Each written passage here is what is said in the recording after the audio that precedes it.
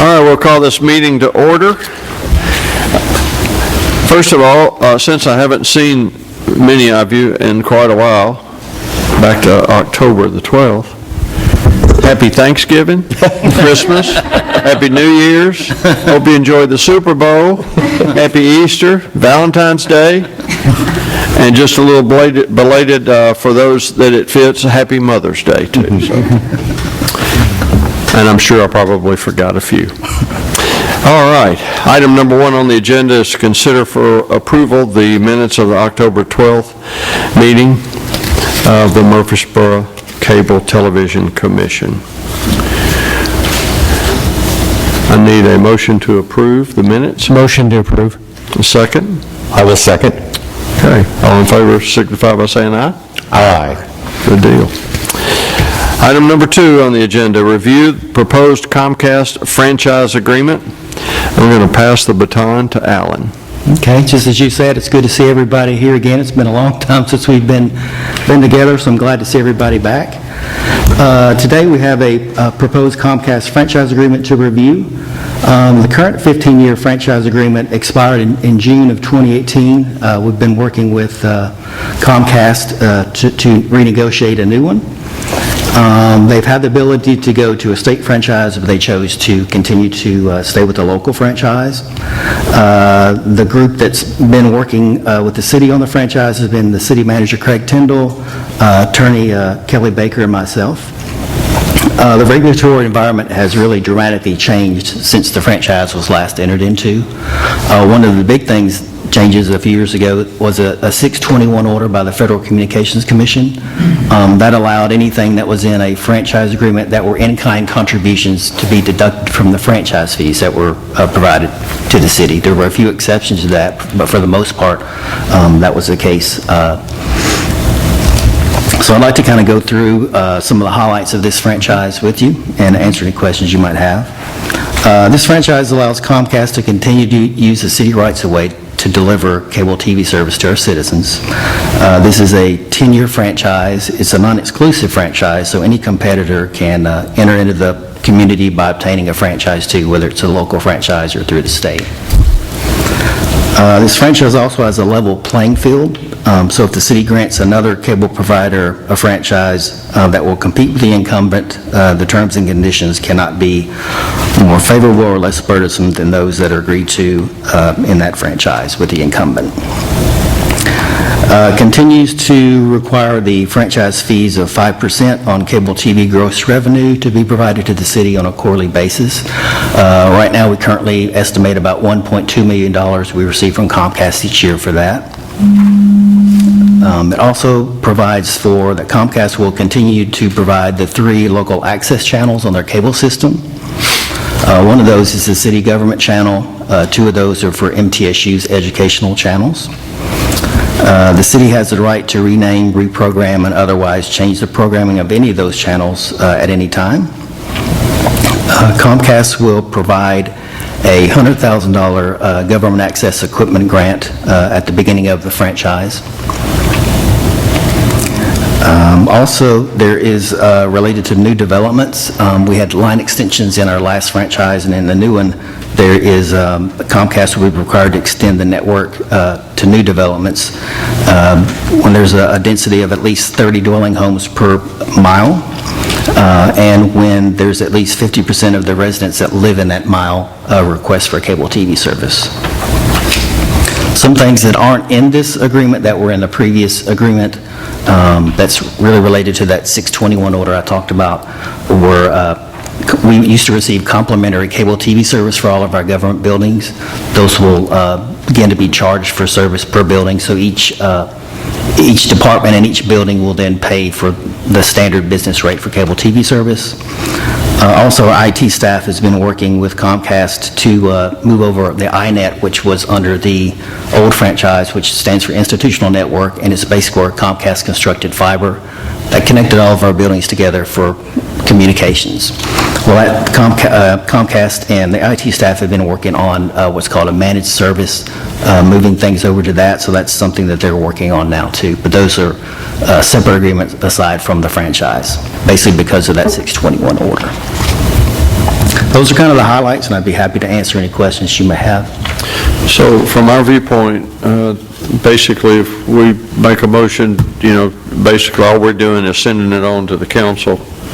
And Alan, they have a work session on the 9th. Right, June 9th. so we kind of review it here, then there's a council workshop on June the 9th, and they'll kind of review it then as well. And then we'll need, at this meeting today, we'll need to set a public hearing at the June 14th Cable TV Commission meeting. So anyone that would like to come from the public and make any comments, if they would, they have the opportunity to do that then. After that, then there would be a recommendation made that would go to the council to vote on. Okay.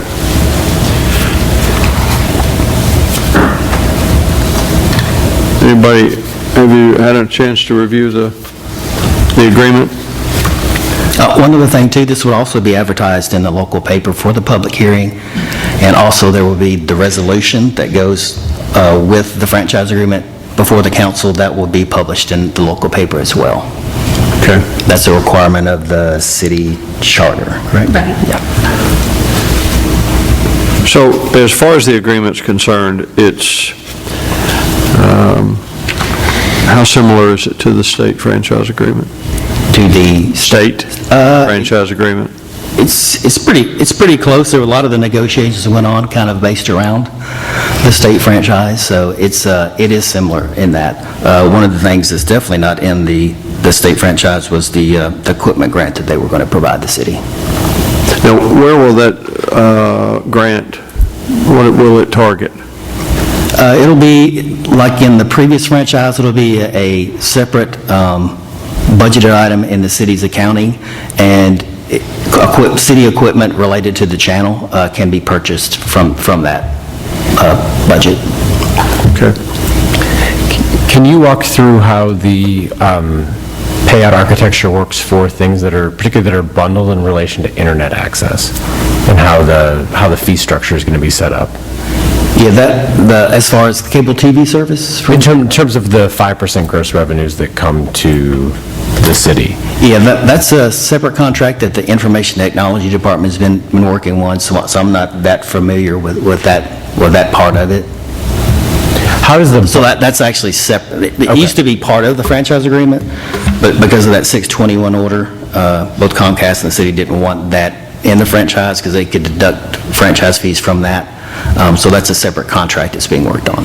And then what about, can you just walk through the bundled piece of it? Because it looked like the bundled piece is captured in this agreement, or a portion of the bundled piece. So if you get a bundle that has cable and internet together, there's a chunk of it that gets allocated here as part of the cable fee as opposed to on the internet side of the house. Oh, I see what you're saying. The Okay. financial architecture of I how see what it's you're done. saying. Yeah, the franchise fees, there's a definition of gross revenue and of what the city can collect. So we all know that Comcast provides TV service, cable TV service, and internet service. Even though it's through that same fiber line, based on law, cities can only obtain franchise fees on the part that's strictly cable TV service. So if there's things that are bundled in that, there's only a percentage of that bundle that's on cable TV service that would be part of that definition of gross revenue that we would get the income from. I think that was is that your question? Yeah, I was just trying to understand how they accounted for it in terms of how they calc out, this is just the cable TV portion. Whether it's at the standard cable TV rate or whether they do some type of discounting to say, well, it's a bundle, so therefore we take a fraction of it and split it out. That may be, well, Yeah, I think that's, do you all have any? I can try. I know it's a prorated. I don't know. I don't have the formula in front of me. I can certainly find that, but it is based on that gross revenue definition, and so there is in that bundle. There's an allocation for internet TV, and so we just take out that TV. So, and I know we have gone through this before in audits and been able to make sure that we're doing it correctly. Yeah, that's another good thing to bring up. We do franchise fee audits from time to time that looks at what you just talked about along with other things, so that could come back to the commission anytime or whenever we do audits to kind of look at that a little bit closer. Who pays for the audit? The city does. Okay. So, based on the 5% revenue stream, would the money that's used for the audit come out of that?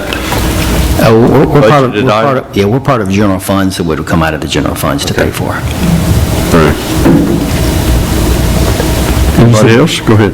You said the current franchise fee equates to about 1.2 million for the city. How are you thinking about the go-forward projections? Do you see that holding relatively steady? Do you think it's going to decline as you think about the relative rate of cable TV penetration within the city of Murfreesboro, coupled with the growth of the city? It's a good question. Of watching that over probably the past few years, it's pretty much leveled out. It may be dipping down somewhat, even though as people are cutting the cord, so to speak. Still each year you have cable rates that are going up, so it kind of almost offsets itself, but we are seeing a slight decline.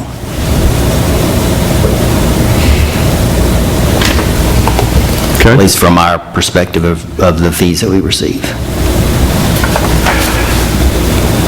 And what was the rationale behind the discontinuing of the complementary government services?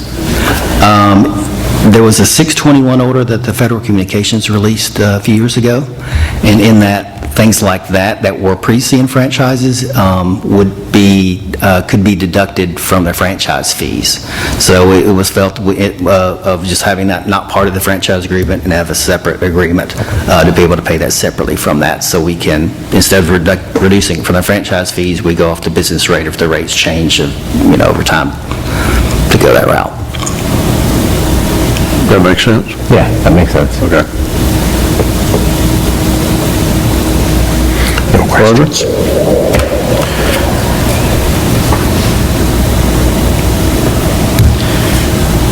Well, I've reviewed it, and you've answered some of my questions, or all of my questions, excuse me. What about Doug? You got any questions? I just was wondering about the $100,000 grant, that it's you can buy any equipment, or is it there's a specific category? It's anything related to the operations and for the government channel, whether it's servers for, automated broadcasting stuff, for replacing cameras in this room for meetings, microphones, just pretty much any capital investment. It can't Like any brand, any make, no limits on who you're looking for, or... Right. The only limit would be towards, it has to be for equipment, and for capital, it can't be to pay staff or things like that. Got it. Okay.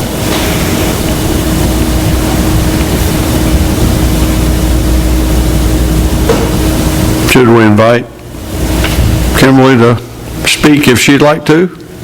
I'm happy to. Thank you guys for having me. It has been a while since I have been in front of you, so I'm happy to be here.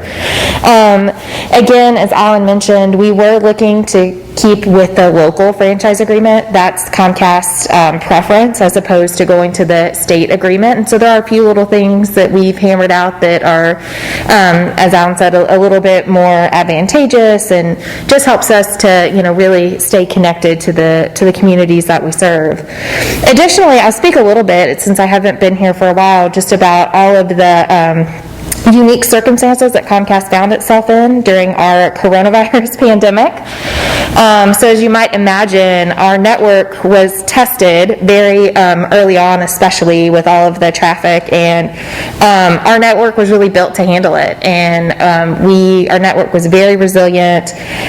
Still at the peak traffic hours last March, last April, we were not exceeding or even getting close to exceeding what Comcast was able to do. We did make a lot of accommodations to try to help get folks more connected. Our Internet Essentials program, which is a $9.95 a month program for low-income families, we extended that. We actually increased the speeds, so we doubled the speeds of that.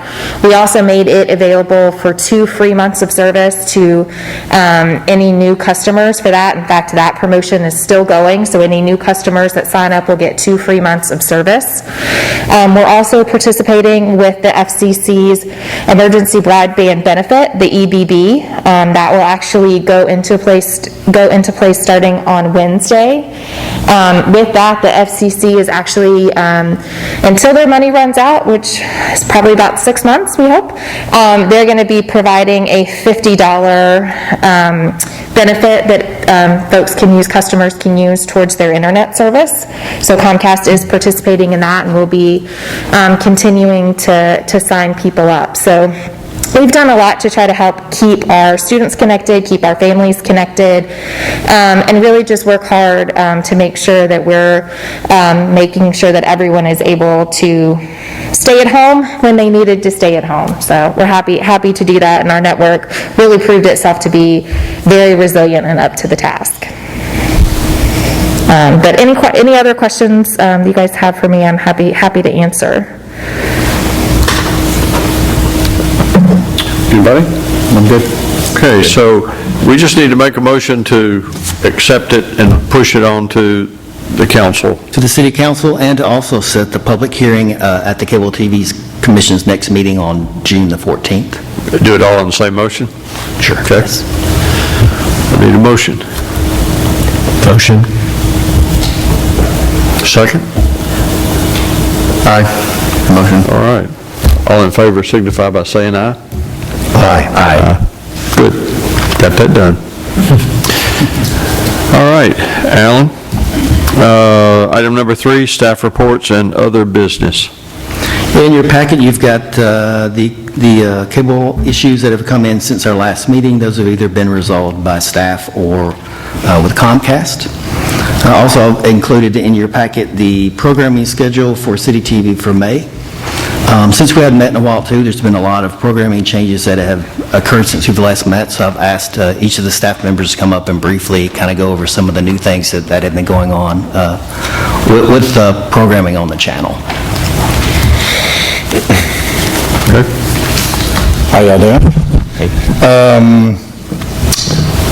Well, first off, I'd like to start out with just thanking my staff. I say my staff, the guys, my fellow employees. We were open during the lockdown, and we kept pushing out information for the city, and I thought everybody did great, and we got some super nice comments, consistent comments from the mayor about that, which is nice. So just wanted to throw that out there since, like you said, I noticed you didn't have COVID-19 in your list of, we want to forget about that, I guess.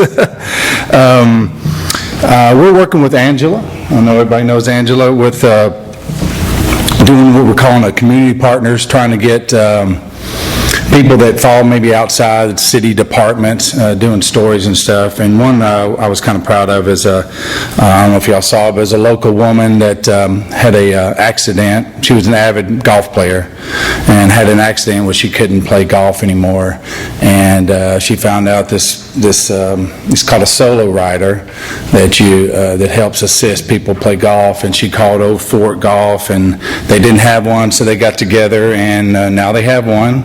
And she loves it, and I hadn't talked to her lately. I don't know if you have, but it was a great story. Something we don't normally get to do, and we want to thank Angela for bringing that to our attention to do that story. Another thing, I guess I've kind of taken upon myself, me and Michael Lynn, is doing Facebook Live videos. I found out that I can spend a month or two on a video and make it look perfect, but if I throw up a Facebook Live video that's just done with no editing, people watch that more than anything else. So we try to do, and as things have been closed down, they're opening back up, so we've been kind of slow at that. So we've done some stuff like the opening day of the Miracle League, which we love going out there. I was out there this weekend doing stories. We did a tour of the airport, the new airport terminal. And then we, like this last one we did Jazz Fest, a little intro. And we do it like, sometimes we'll do it the day before to kind of let people know what's going on. And so they've been real successful, and I think so, don't you? Yeah.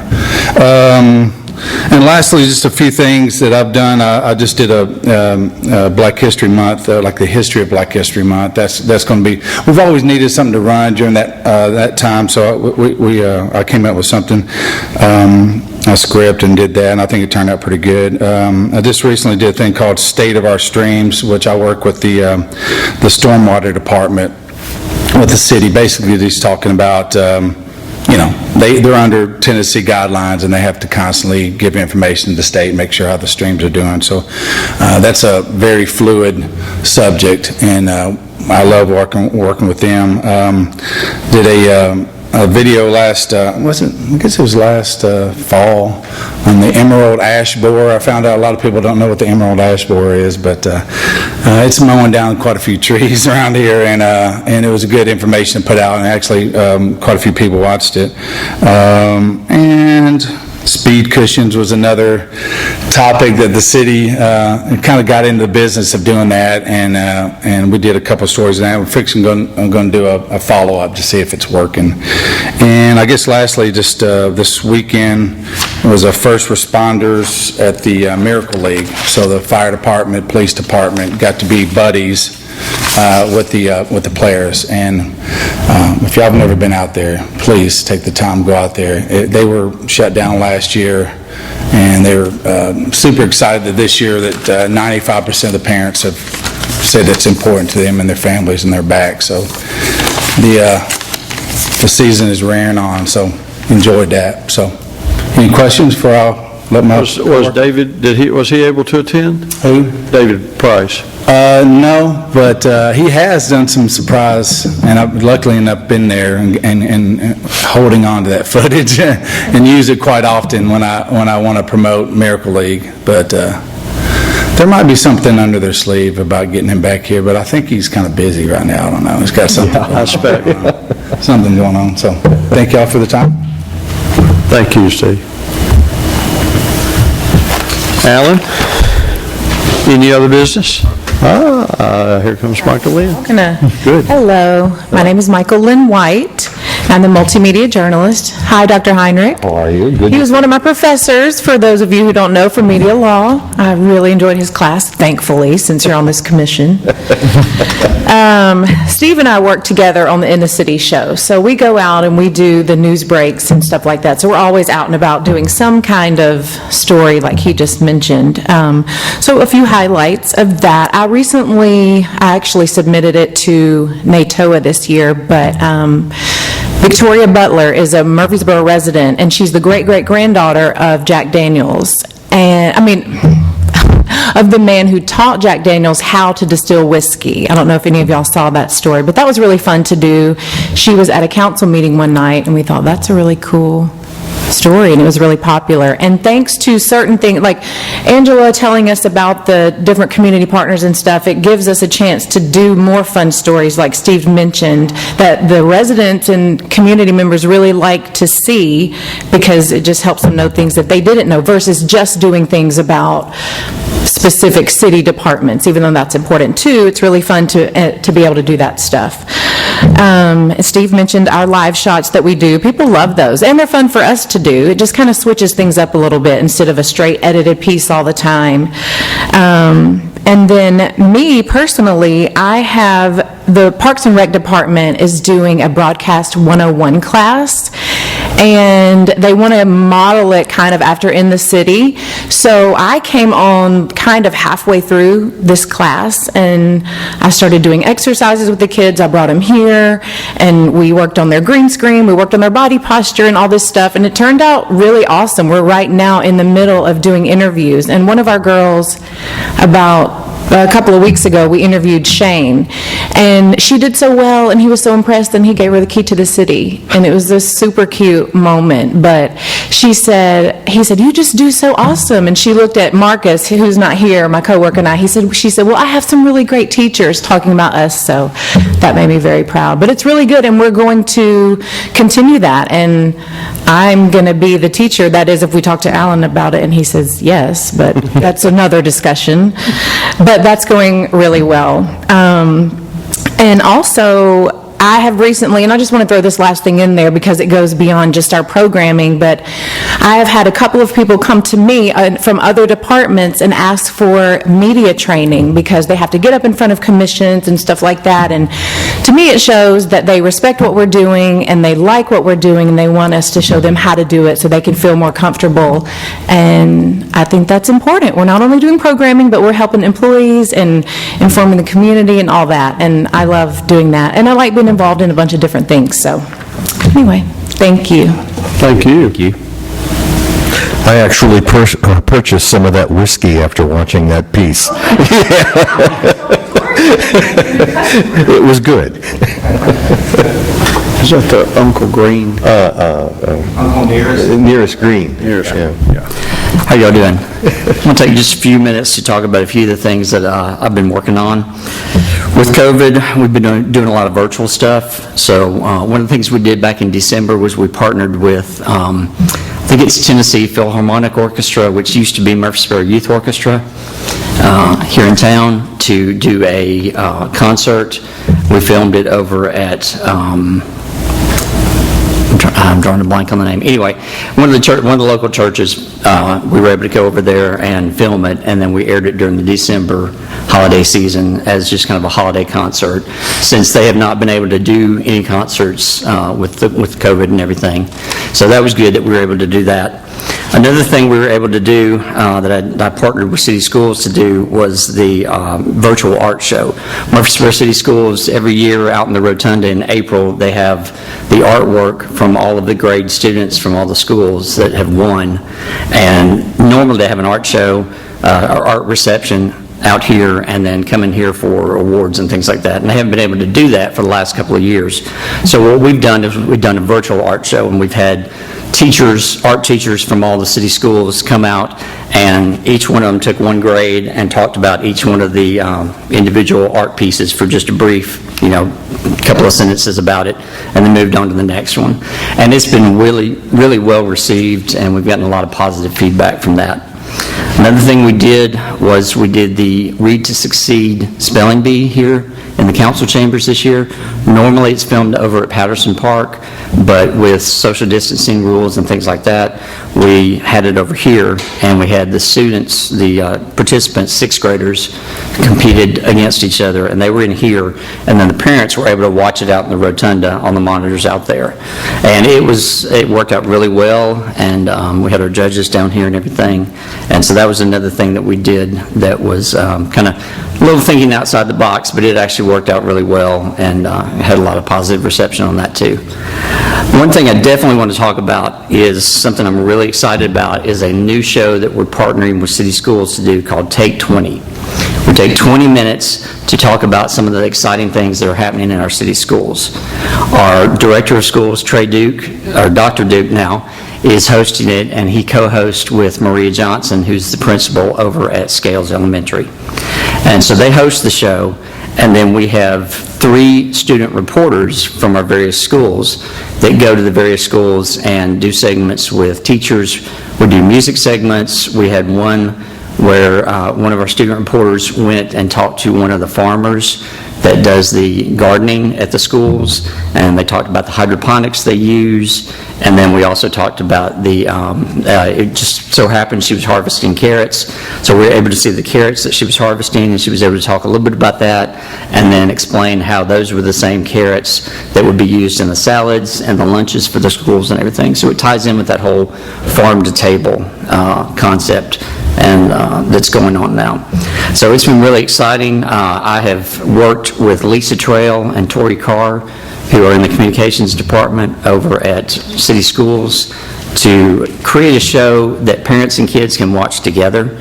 And also one of the things that they wanted to make sure that we included was a reading and math segment in every episode, because they have seen that reading and math are the 2 areas where the kids have fallen farthest behind because of all of the virtual learning and not being able to be in the classroom for so long and the period of time they were out.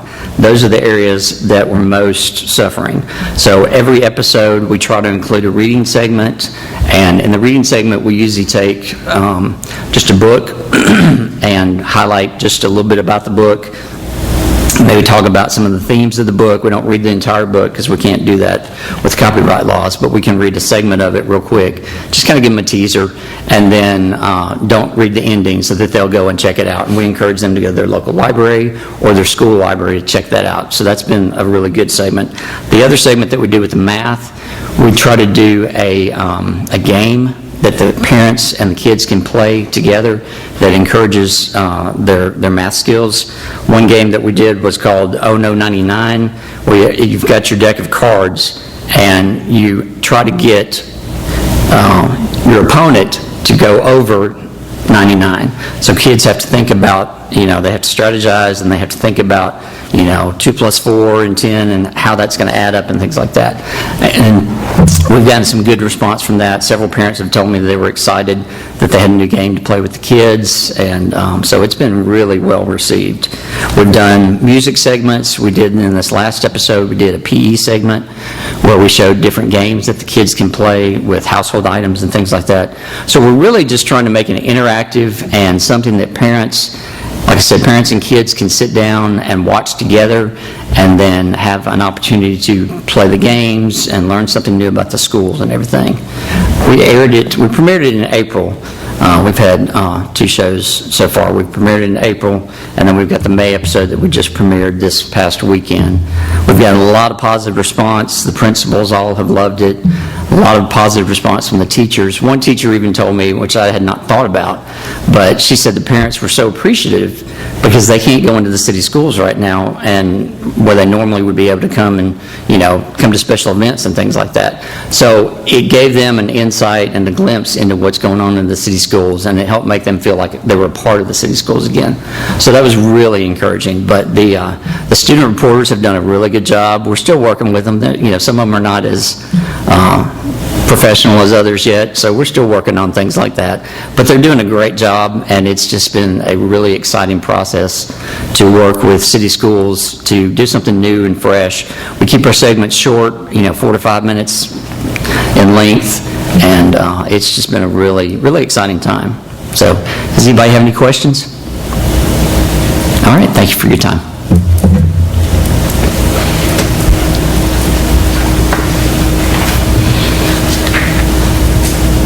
I plan on being brief. It's been kind of a blur what's happened in the since last we spoke.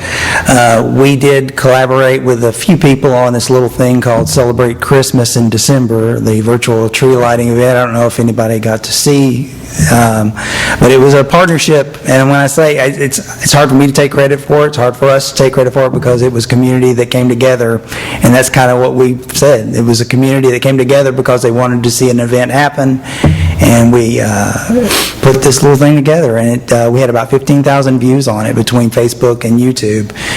It was very well received, and the result of it, I think, is going to be kind of a hybrid attempt for the next tree lighting event. So we're trying to figure out how do you marry the two, because they want to go back to a live event, but they love the video elements of it. So we're going to look at kind of doing that again this year.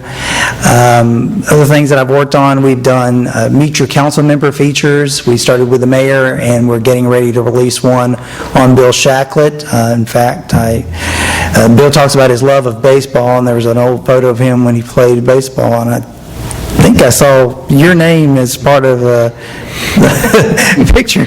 Yeah, Bill's he's a Hall of Famer in his own mind. He loves baseball, I will tell you that. And when this debuts on Wednesday, you'll find out more about his love of that and his passion for photography, and then what drove him to be a part of the council. Other things that we've had going on, we just continue doing virtual Zoom interviews with John Hood and as part of Murfreesboro Storytellers, although we're getting ready to do a lot, getting on location as we talk about the concerts that were held at Murphy Center. And so we're going to have a fun little story that we're going to debut that in June. And still doing the Insider podcast. We've got a new one that's going to be coming out here very soon about the flooding. And we've also talked to the various public safety folks about doing a second type of podcast focusing on fire and police.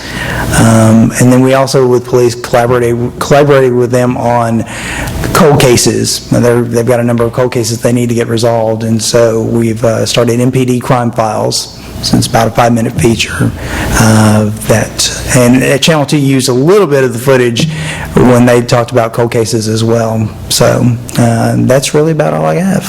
Thank you. Thank you. All right, I think that's everybody. Have we gone through the staff? I think so. Everybody, nobody else needs the microphone time, huh? I'll keep talking. All right. Alan, anything else? We got no other business to bring to you today. Just remember, we will definitely be meeting June the 14th for that public hearing of the franchise agreement. Before we get away, is y'all's calendar going to make it where you think you'll be here June 14th? Yes. You will be? Yeah, I think I'm good. You'll be in town? Okay. All right. All right. Well, if there's no additional business, we'll adjourn this meeting. Thank you. Everybody have a good day.